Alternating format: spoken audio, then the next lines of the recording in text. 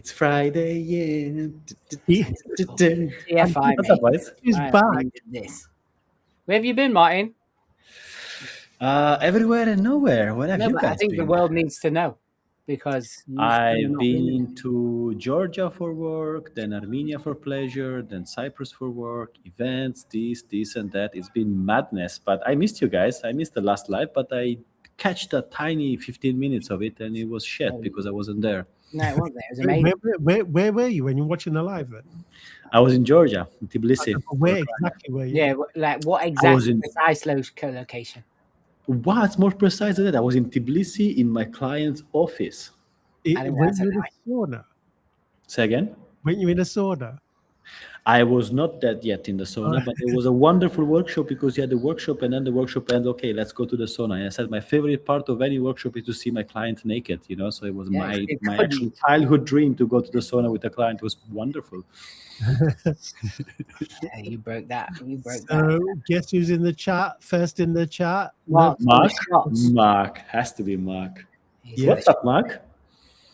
Come on, get this chat going. Like flags, man. Get those flags in. Get your flags from around the world. So Let's boys, do how was your week from 1 to 77? 77. That's a good number.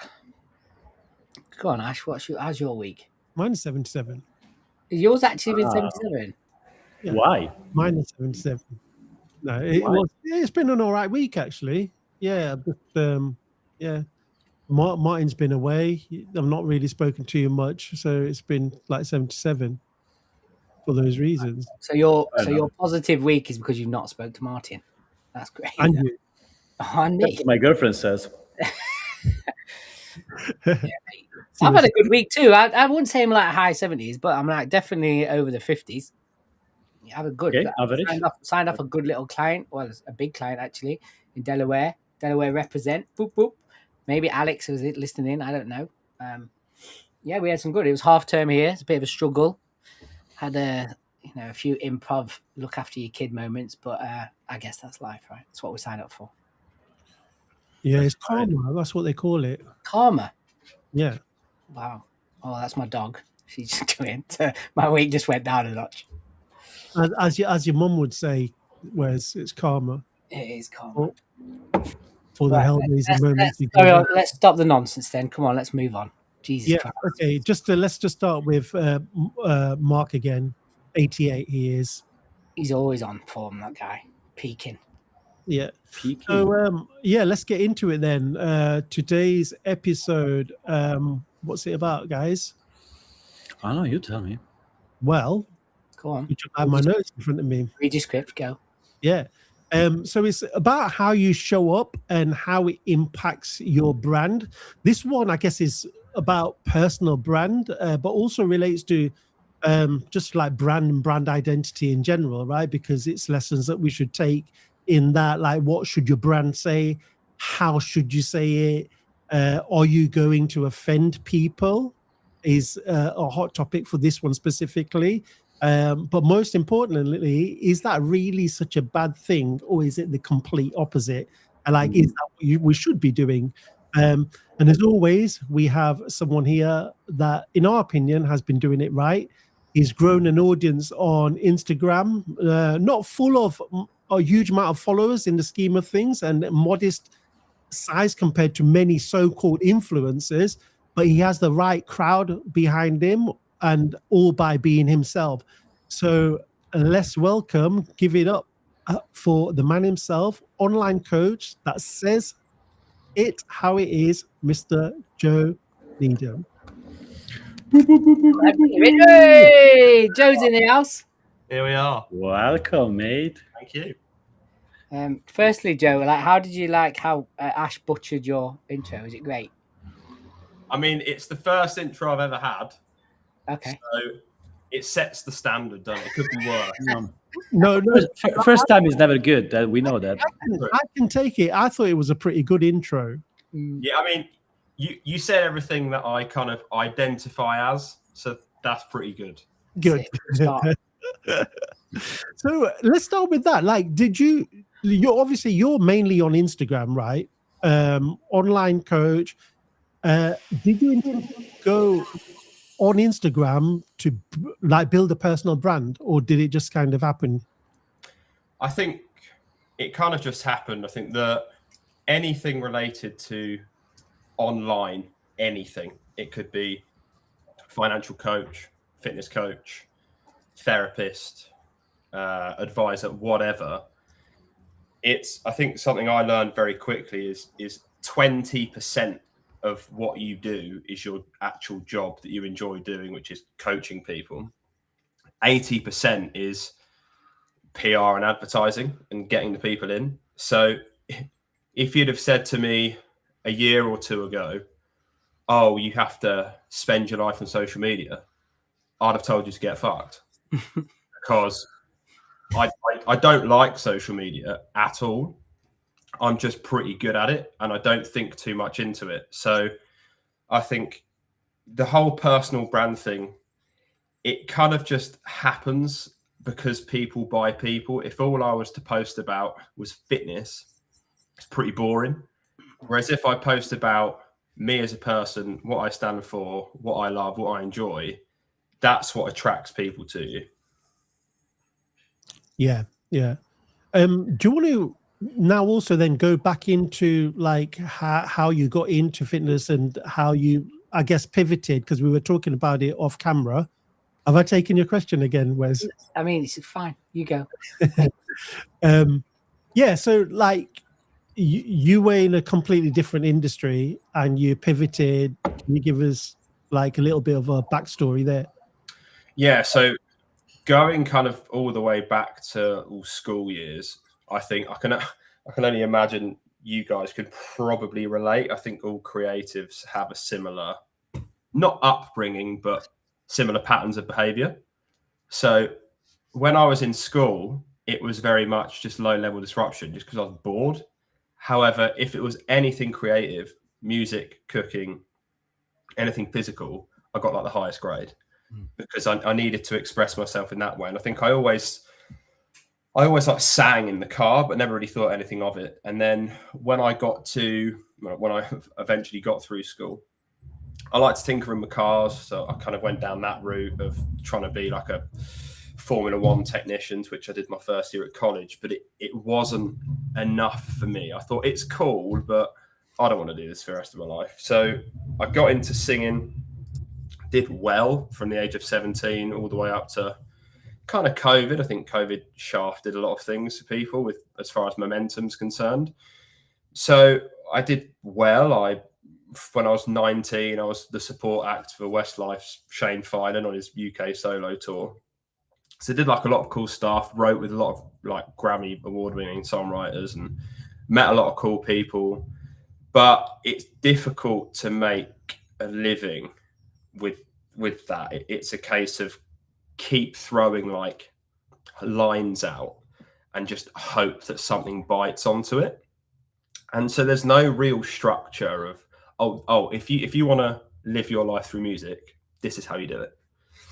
Anything anyone ever told me to do, I did it to the highest standard, but you just didn't get a bite. So I spent quite a bit of time in the gym from the age of 17 upwards. And when I got to about 20 years old, after this tour had finished, my dad said, well, you spend enough time in the gym, you might as well get paid for it. I was like, that's a good point. So I saw it as kind of a social thing as well as bettering myself and physically and mentally. And I think, not to skip too many years ahead, but what was apparent with me as to why it was I liked performing on stage and coaching in person, the two similarities are there's a performance there and people are paying you to be yourself. And for that moment, whether it's an hour one-to-one, whether it's a 45-minute set on stage, you are switching people off from everyday life.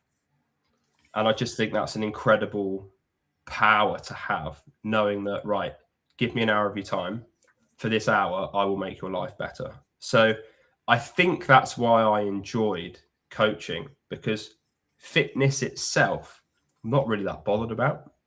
I just love helping, educating and bettering people, because I know how shit it is for people to let you down, whether that's in the music industry, whether that's seeing really bang average personal trainers that are making a fortune.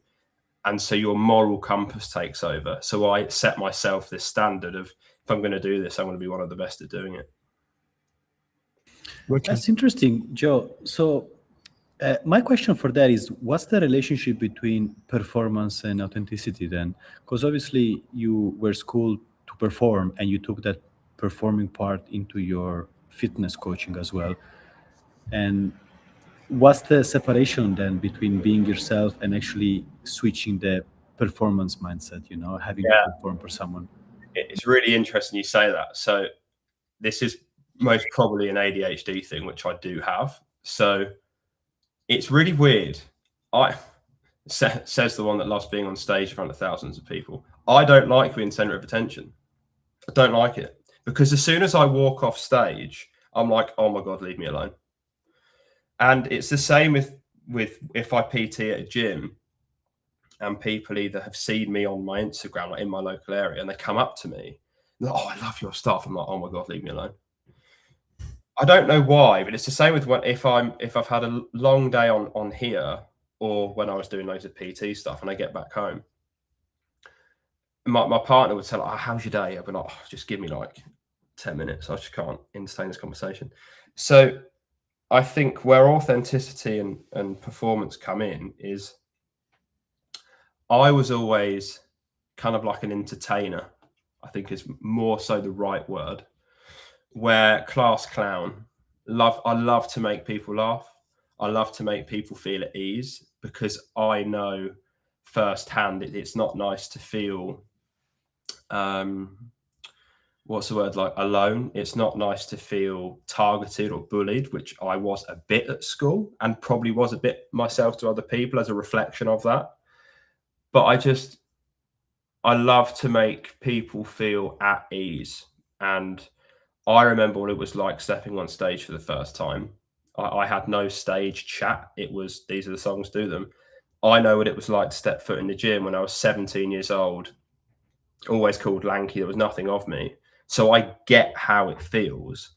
So I take a stance of, like, I don't want anyone to ever feel like that, because it's not very nice. So despite the fact it is performing, it's almost just like me elevating my personality at the time to entertain people, if that kind of makes sense. Yeah, it does. So you do it for others. So, but what's in for you? So, where is your personal gratification into that? Like, do you enjoy it, or is it like a 100% selfless empathy act? I think what's really fascinating is, I've always come from any career I've been in, more so music, it's just broken promises. And there's nothing worse than someone building your hopes up, whatever age, and then they don't deliver on that promise. For example, I might have met some people before in the gym or whatever, and they're struggling to get a job and they work in logistics. And I'll go, give me your CV. I'll give it to my dad. My dad will give out their CV at his company. So if I say I'm going to do something, I'll do it, because I know how it feels when someone says, I'll do that for you, of the highest scale, and they don't deliver it. So I like knowing I show up for people, because I know how it feels when they don't, and I know how incredible it feels when they do. And I love having, just being reliable and knowing I can positively impact someone's life. I don't think there's any better feeling than that, because I know for a fact, I look back over people I met years ago, Wes being one of them. I will forever be able to thank Wes for today, for setting me up with personal brand in my music. I will always be able to thank a couple of the coaches I worked with growing up, because if it wasn't for them, I wouldn't be the coach I am today. So I can't wait for people to talk about me like that in 30 years' time. It's funny you brought that up, because I think that's the point of inception where I met you, right? And it was through an exact same scenario. I was trying to help you out in the industry. I knew people in New York, Lawson, who we've interviewed on here, and I linked you. Do you remember? And Yeah. I felt the same thing. Like, I can't let this guy down. I remember being sat in your dad's car in the car park at work, and he's like, "Listen to this," and he was always one of them cringes because I knew Lawson for as long as I have. Yeah. I always used to get people going like, "Oh, you know that gig at Roynet. Like, let me play him some music so we can get in front of Lawson." Do you know what I mean? And I generally liked your work, and obviously then we linked you with Lawson. And as you now know, and as you said, like, the music industry is full of sharks, and everyone just lets you down, like from get go, right? It's always about them; it's never about you, which is a lovely thing. I think you've took from it, and you've projected that into other people now, which is phenomenal.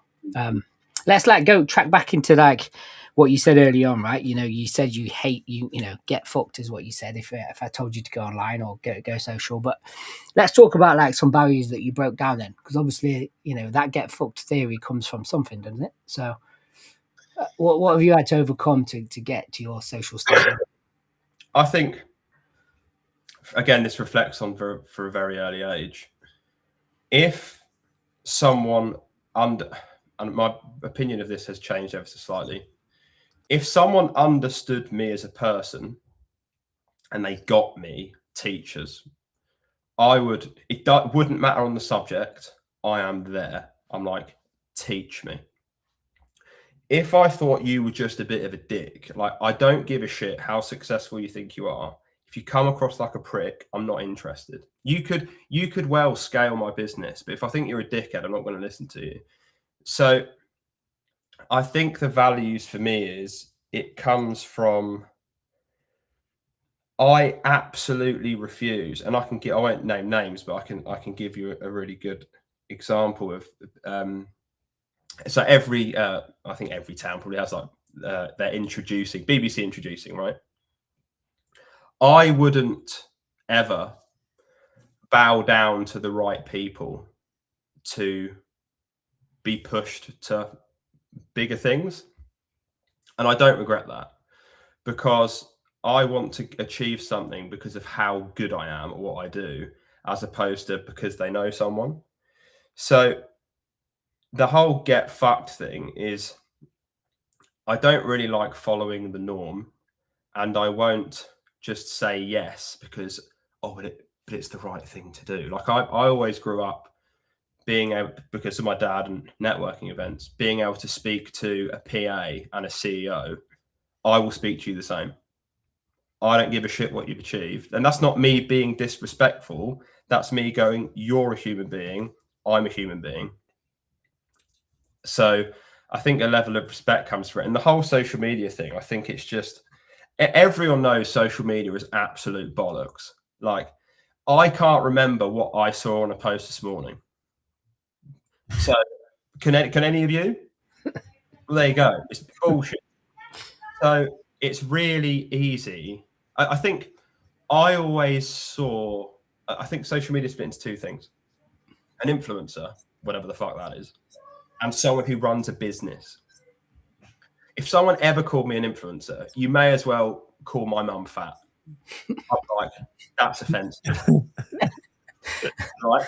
I'm like, nah, I'm not influencing anything. I'm running a business. So if someone, I still don't get why people, influencers, who probably make a lot of money, good for you, I still don't get why they're so desperate to live their life through social media. Now, do I live my life through social media? Potentially, but it's to grow a business and help people.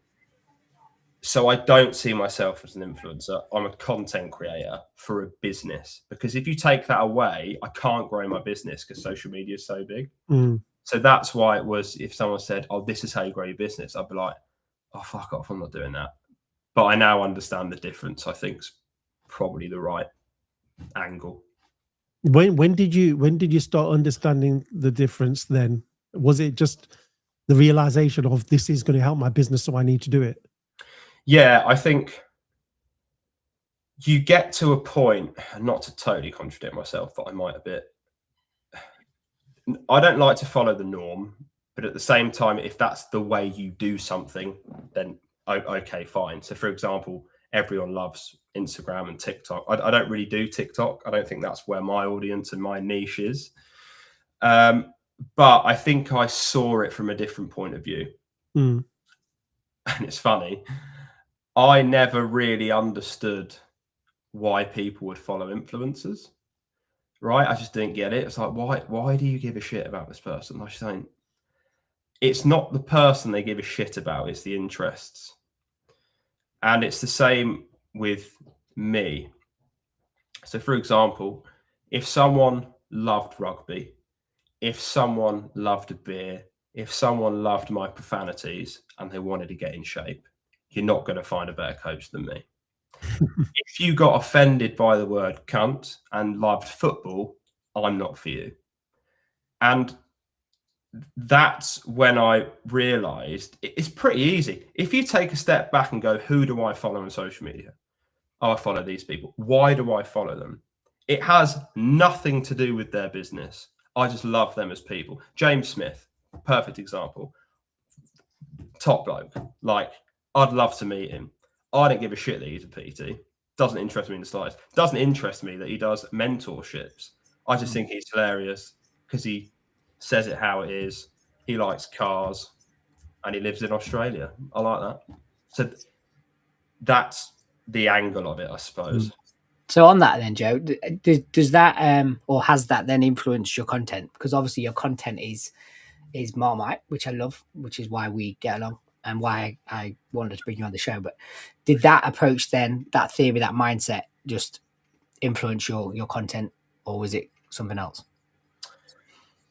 I think with the whole James Smith thing, I love you, Mark. I saw his comment. Thank you. We will. When James Smith was at the pinnacle of what he was doing, his voice was so big, no one else really had to say the same thing.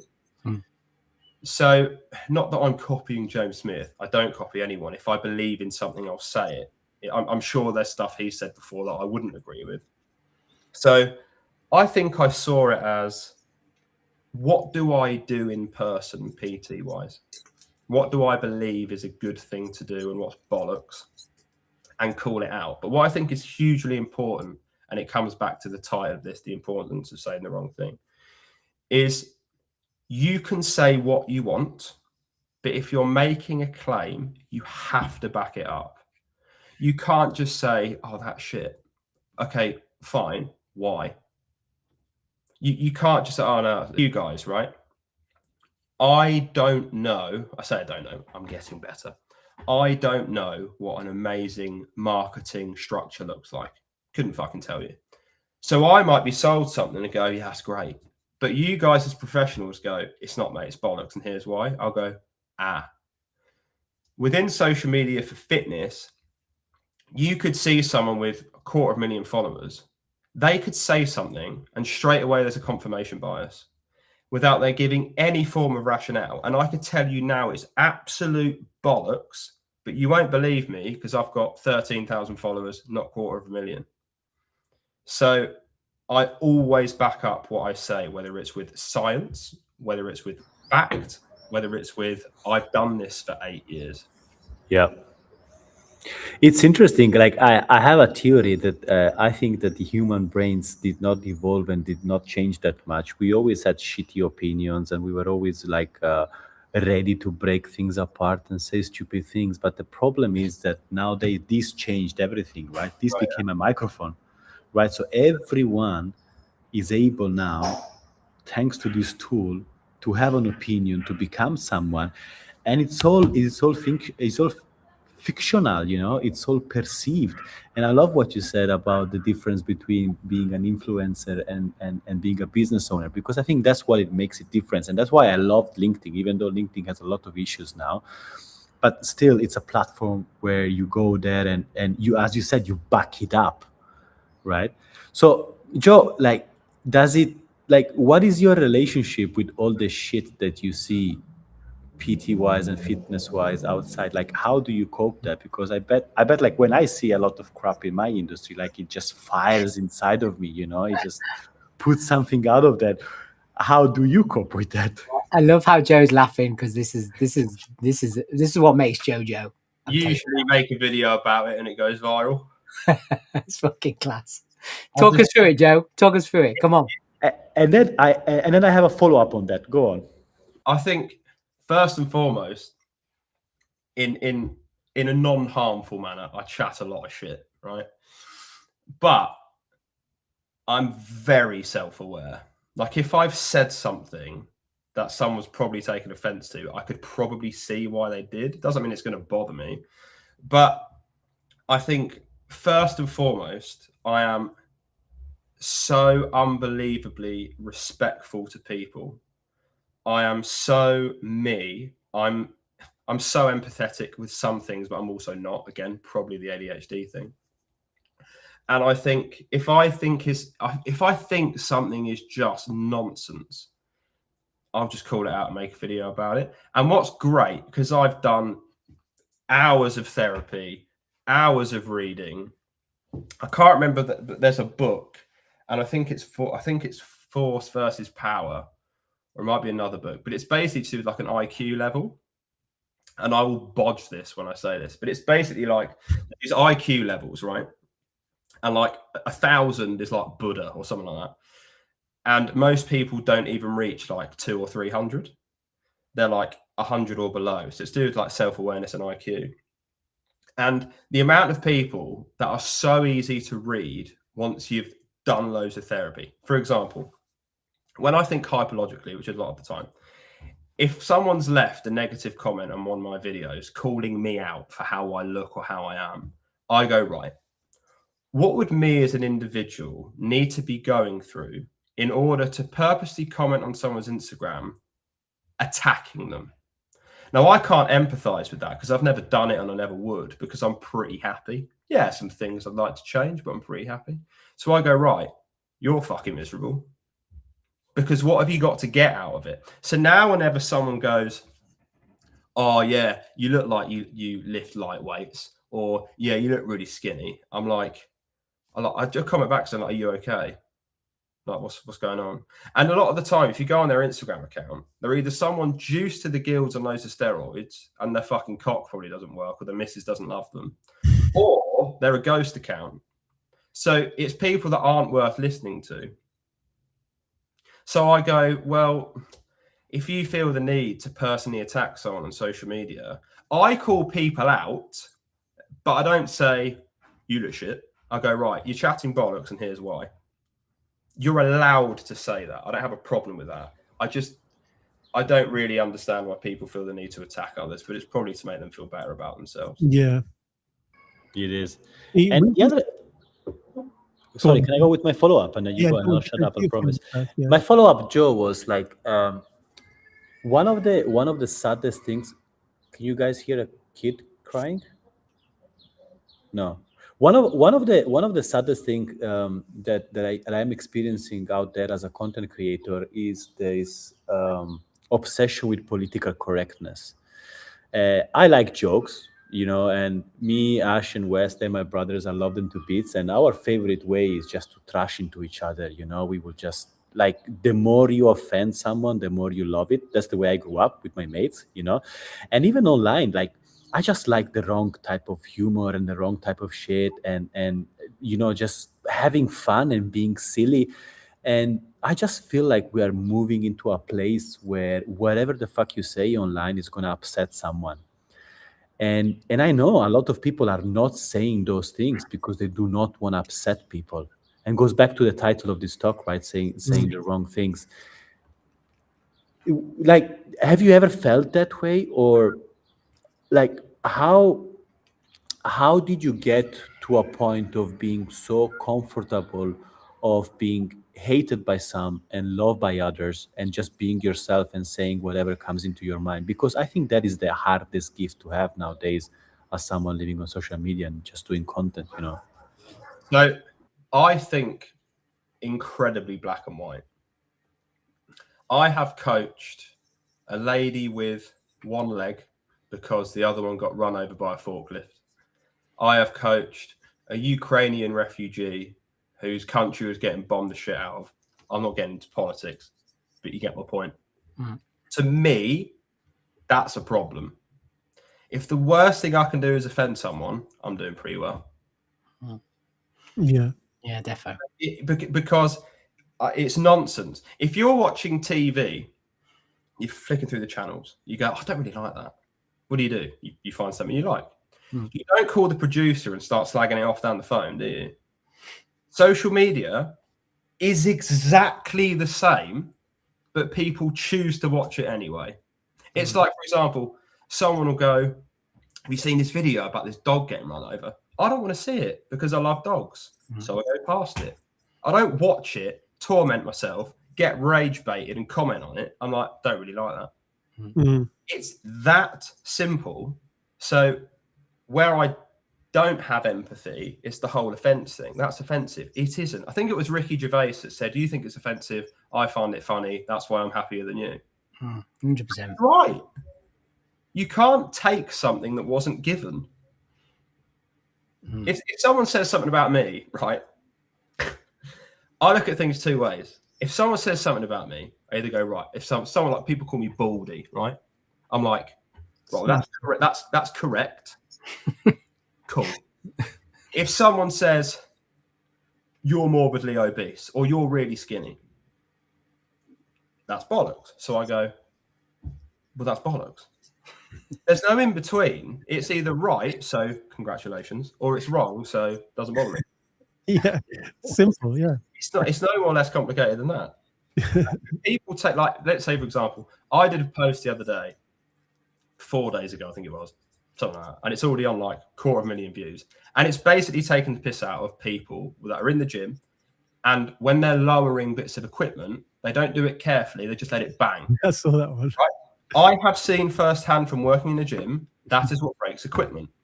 The amount of people calling me out about it, and I go, right, well, you're one of the cunts that does it then, aren't you? Standard. But I think I'm not some Buddhist, like some Buddha or some, God in self-awareness. But I think because of how much work I've done on myself and the psychology, that's why it doesn't bother me. Because I get where you're coming from, and I just feel sad for you. All right. So we go into the weekly or bi-weekly questions, shall we? Shall we? We're all nodding. So come on, Joe. Let's talk a bit about you, mate. Let's go into the softer side of Joe. And I think Joe, because Joe's watched some of these, so he probably knows what's coming. But I don't. I actually don't. So what song do you sing in the shower, mate? What's your shower anthem? Come on. This will be interesting, actually. I know you quite well, and I've never actually had this. Shower anthem, it changes. At the minute, what's recently? It's probably something country related. Either Luke Combs or Morgan Wallen, probably. Come on, like, give us a track. I don't want you to sing it, but I want to know. I was just getting over a flu, so I can't. Hold on. Bear with. Oh, I've put him on the spot. You have. It's good. Mate, you know me. I sing loads of stuff. I would say, actually, I'd say Luke Combs' one of his new songs, "Giving Her Away," simply because it was my brother's wedding, and he doesn't know this. I was going to sing it at the wedding, and I didn't. I did something else instead. Probably that. Okay. Well, if you had a superpower, what would it be?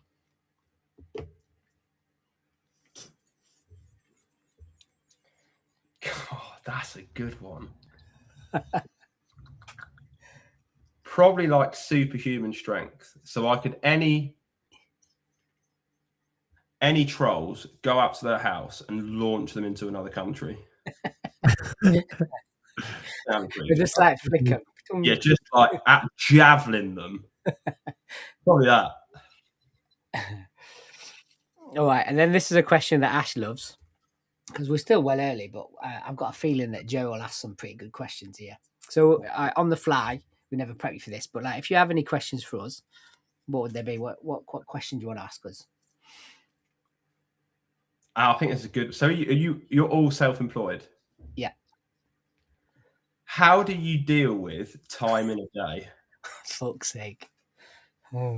Because for me, my job's it's pretty obvious what I need to do, right? So I'll talk to you about through a week of mine. So I usually Monday I still do some in-person PT sessions, usually till midday. And then kind of Monday, Tuesday, Wednesday, I'll use that to plan and create content, usually 2 posts a day, a week or 2 in advance. Then every Thursday, I will do check-ins with clients, which takes like 4 or 5 hours. But in between the gaps, I fanny around, and it's really easy, I think, to feel guilty because everyone sets this standard of no days off and all that bollocks. But how do you guys deal with it when on paper, unless you've received that email back or that quote back or that female back, there's literally fuck all to do? How do you guys deal with that? Do you feel guilty? Do you actually find something else to do? Do you sit with it? Mega guilty. I always loved to game, and I went into working in hospitality at 14 because I wanted to have my pocket money to buy gaming consoles, and it was always a passion of mine. At this point of my life, I'm guilty when I'm gaming. I cannot fully enjoy it, and I think it's fucking sad. I'm trying to deal with the off time in a mentally positive way, but I'm not gonna lie to you, I'm really struggling. Yeah. And that drips to my girlfriend as well. So we're all constantly fucking busy, constantly doing something, helping someone, clients or work. There's always something going on, and it's just I can't remember the last time I just had nothing to do and just enjoyed it. And I forgot that skill, and it's sad, and I think it's very, really sad. I'm exactly like that as well. I feel so guilty. I think I'm a workaholic. I don't think it's a good thing at all, in terms of just trying to fill that time because of that guilt feeling. And I think mine also comes from my dad. When he came into this country, he worked hard. Like he had nothing in his pockets, like money. Like he left his family in India, came here, and so we always used to see him work hard, and that was inspiring, right? But then it's also later on in life, he even advised us, like, listen, just chill out, like take some time out and spend time with the family and stuff. And you can't just switch it off. Like you just I don't know what it is, like Martin, like it's just I feel so guilty. I'm working evenings, weekends, and when I do have that downtime, I'm like, this ain't right. Switch it off. So unsurprisingly, I'm going to come at it with the logic. Never thought that one, did you? No, West Only- logic, mate. Only because Good that this is recorded. Good thing that this is only recorded. because like and the guy I'm going to mention in a minute would be proud of me if he ever listens to it back, and he will, because I want to get him on the show. But I've been going through like some kind of personal coaching on this. Like indirectly, I started learning. I took myself on some like 6-month courses on business and on sales, weirdly. And we're actually going to go through an example of an exercise that we have to do for 2 weeks, because this situation played out in a role play that we were doing in class. And obviously I feel guilty. I put my heart, my life, my soul into my business, and it came from a proper kind of an emotional sense of state where we got asked questions about like what's the one thing that you wish you could get back. And time is something you can't, right? It's currency.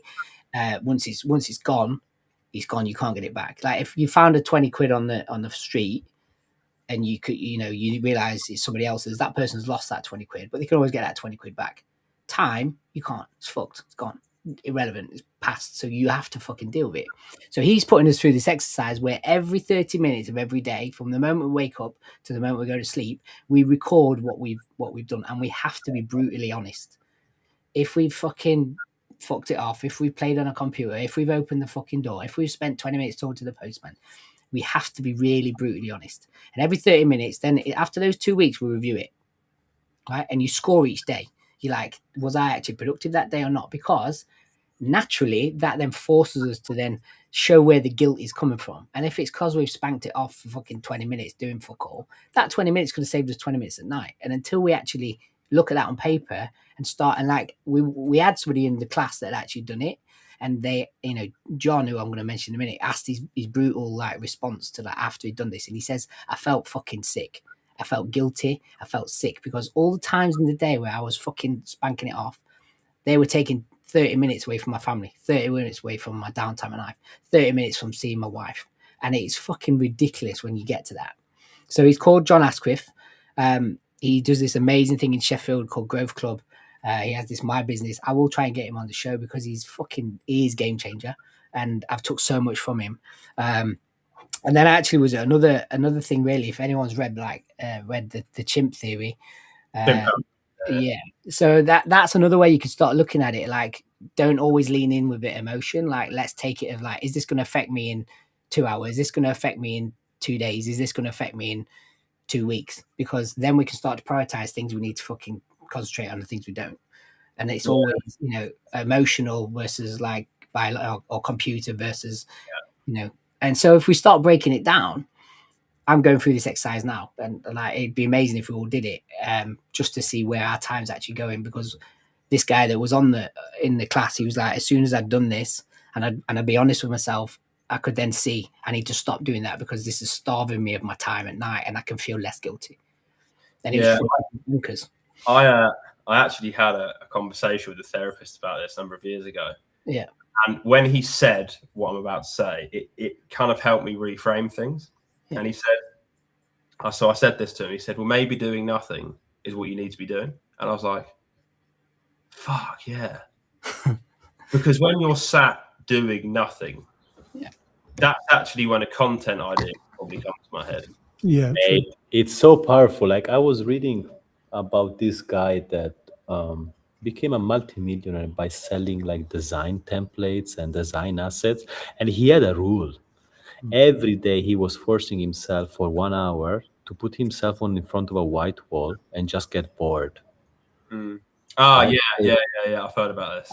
Yeah, so I'm butchering it like big time. I don't remember the guy, I don't remember the platform, I remember what he was doing, but I remember the concept of just staring of a white wall for an hour, because boredom is where your creative mindset is flourishing.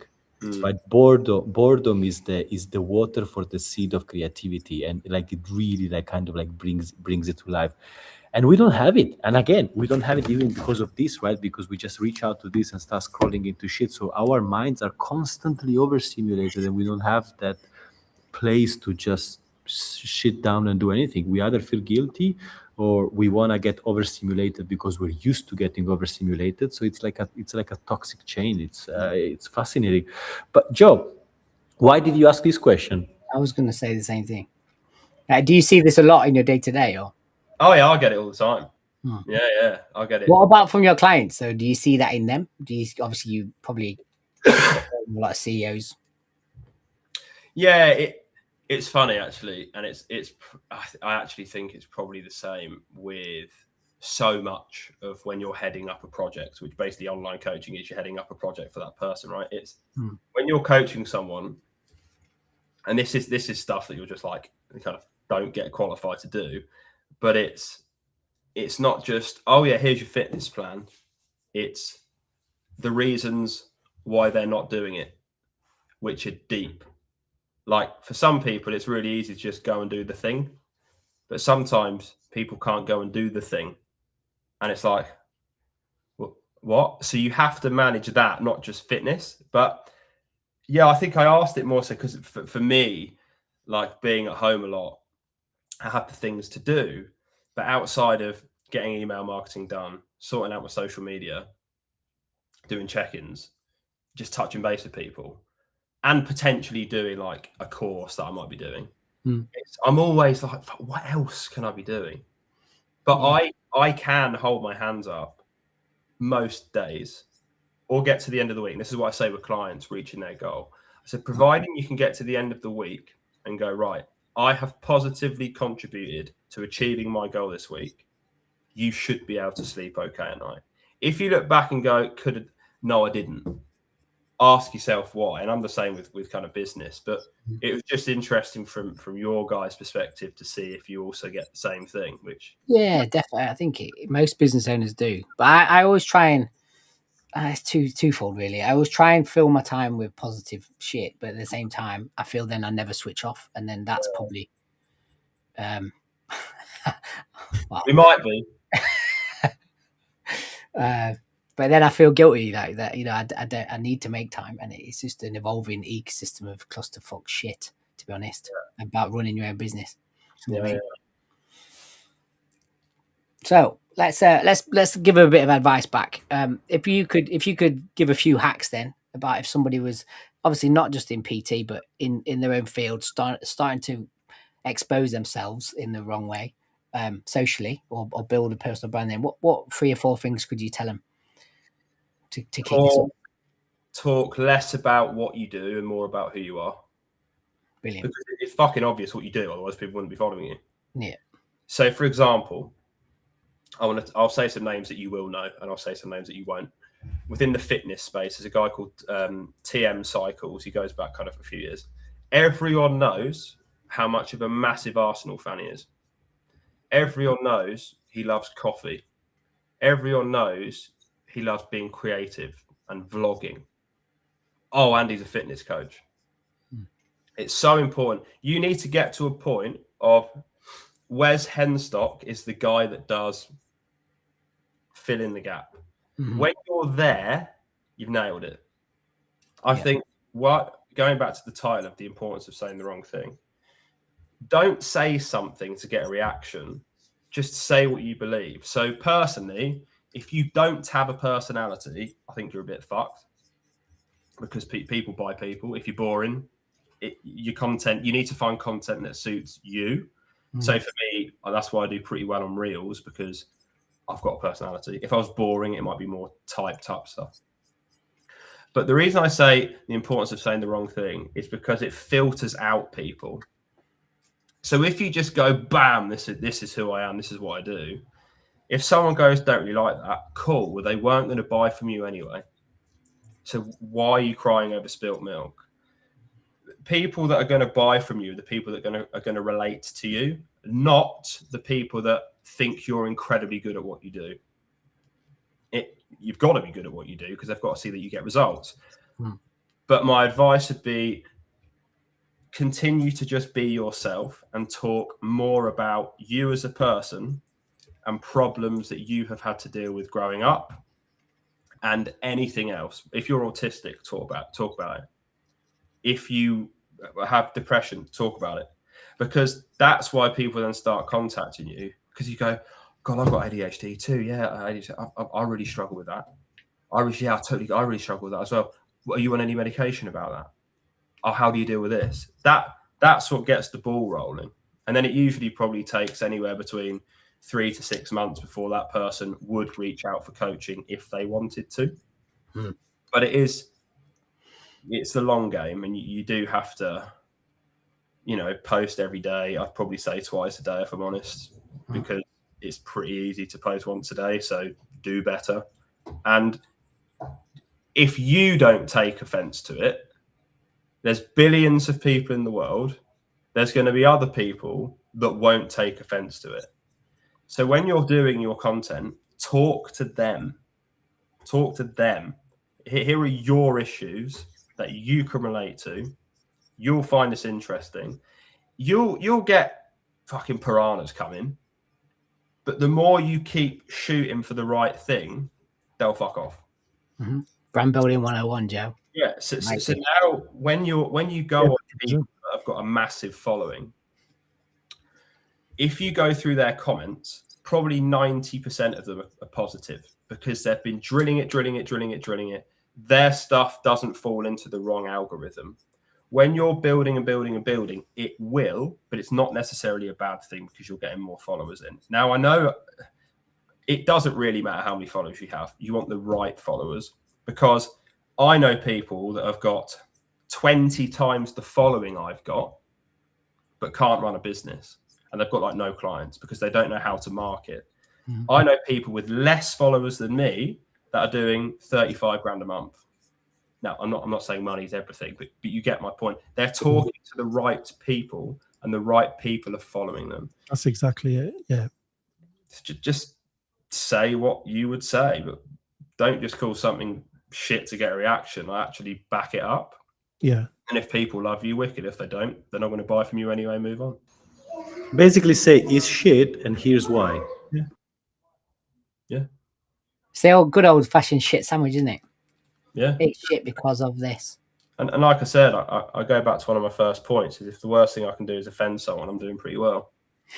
That's a bit of advice I got from someone when I was first started on LinkedIn, and then I got a little bit of traction. You start getting these haters, don't you? Or you're just getting negative comments. And I turned to this person who's already built his personal brand, and he said exactly that. He said, if you're not getting those type of comments, you're doing something wrong. Mm-hmm. Yeah. But then you also pivoted that, Ash, and you was like, get over the FOPO, right? Fear of people's Exactly, opinions. yeah. It's, Right. have you heard of that term FOPO, Joe? I have, yeah. Yeah, it's like I think it was Michael Gervais, performance coach. He basically said the fear of people's opinions stop you from doing what you should be doing, whether you're an athlete or you're a like content creator. Like, it's the same thing, isn't it? And that fear of people's opinions usually isn't anything that's happened just yet as well. It's what's living inside your own head. So there's two things at play. It's like, once you get past that, you're winning. But then once the advice that you've just given, like, that's doubling down on that. Like, you just stop caring about that stuff. Care about the stuff that actually matters. I think if you were to really push someone on it, if someone said, I don't want to post this, you go, why is that? Oh, I'm scared of people's opinions. Okay, let's say they give an opinion you don't agree with, then what? They can't answer the question. So just shut up and post it. Like I said, I can't even remember what I saw just before this podcast. So no one's going to remember anyway. And if people are giving their opinion, it's good for the algorithm. You'll get more followers. But again, I wouldn't rage bait people. Just if you believe in it, truly believe in it, say it. Because there will be other people that believe in it too. Yeah. And I also say, like, there's also delete and block. Like, I don't often do that, but you can, and use it liberally if you need to. Like, as long as it protects your own, like, positive space in your mind. You know what I mean? Absolutely. And going back to that personal brand thing about saying more about what you do, I think another good example, because one I missed out, it's like Pete Wicks. Some people know Pete Wicks from the Anyways Essex, right? But outside of that, I know loads about Pete Wicks, far more than the Anyways Essex. I know he loves dogs. I know he works up with Dogs Trust. One of his dogs recently died, and he got another one from Dogs Trust. He has a podcast. His best girl mate is Vicky Patterson. He struggles with being emotional. He didn't have a great upbringing. If you can relate to any of those stuff, you're going to fucking love Pete. If you're not, you won't. It's no less. It's the same as, right, who would you go to the pub with? Speak to them. Mm-hmm. There's a reason you guys get on. So, well, probably. But, Questionable. yeah, I don't know. Just I think people Fairly accurate. people give a shit about the wrong thing. Yeah, man. I know They do. Caught up in the bullshit. Right? this is a highly controversial opinion, but come at me because I don't care. Mm-hmm. I think if you have time to take offense to something, you're doing something wrong in your life. Because I'm so busy with bollocks in my head about, I need to do this, need to do this, need to do this. This is where I want to go to, this is what I want to do. And you're taking offense to me calling someone a derogatory word. Fuck off and do better. Like, if you don't like it, like the TV, switch the channel. Because by you saying, don't like that, you know what? Out of the one comment I received, out of the hundreds I get, that's the one I'm going to listen to. Is it fuck? Mm-hmm. Just say it. Again, don't try and intentionally, upset. If it's you and something you would say, do it. Yeah. Great advice. So, Joe, we're coming to the end of it. It's been great. I know it's going to help people out there who are probably worrying about the things that we've talked about and want to build a personal brand, want to put stuff out there. And I hope it does help them. I think it will. In terms of your work, switching back to like what you do, is there anything that you're promoting at the moment? Is there anything people should check out? Instagram is probably the best place to follow you, right? Yeah, probably. It's Joe Needham Coaching. So yeah, I post a lot of fitness stuff and what I do, but a lot of it's about it. So, but this is also interesting with social media. It's every single thing that people post, especially even stories, are planned. You might see a story and go, that's bollocks. It's not. There's a reason someone's posted it. So stories are great for everything apart from your work. So, today I'm on a podcast. Put it on your story. Tucker's first birthday today, my dog. Put it on your story. I've bought a new kettle and it's shit. Put it on your story. So I just post a lot about, there you go. So I post a lot of, I want to post stuff to entertain people, but to also actually help them. So if you need fitness advice that's not full of absolute nonsense, just drop me a follow. And if you like the word cunt, we'll get on very well. My G. Wow, what a show, eh? Wrapped up nicely. Well, so, mate, thank you so much for that. Mate, thank you. I hope I kind of answered the questions well enough. Smashed it. You smashed it. Yeah, Bye, man. Thanks, mate. Take That's care. that, mate. Thanks for coming on. Thank you If very there's much. any questions in the chat, Joe, just feel free to jump on and you'll follow the feed after this. All right, mate. Yeah. Nice one. Cheers, guys. See you later. Wow, that's good, isn't it? Very good. Wow, they're all coming in the chat now, aren't they? If you noticed. They are.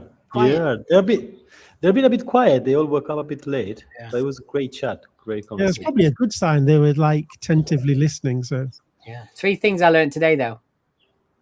Powerful. What are you? Get paid to perform for people. Mm. Second one, Mohammed in the chat has got a super obsession with the family tree of Joe and Ash. And Yeah, thirdly, definitely related. your fucking mic is worse than mine this week. Thank yeah, fucking me, God. me and Joe are actually twins. His vitiligo is just full on more than mine. Yeah, but it's like- Vertigo. Yeah, great stuff. And thanks for joining everyone as usual. Yeah, a bit quiet today. Not used to it, so we need to ramp that up in 2 weeks' time. And in 2 weeks' time, we've got a mega guest. And I'm going to tell you, this girl is coming back for more. And that's Martin's mic. But this girl is coming back for more. Repeat guest, asked to come back. We're doing something right, I guess. Yeah? That's not like you, a girl coming back from more for you, isn't it? It had to happen once. It had to happen once, did it? Right, let's wrap it, boys. See you in 2 weeks. See you, everyone. Bye. Peace.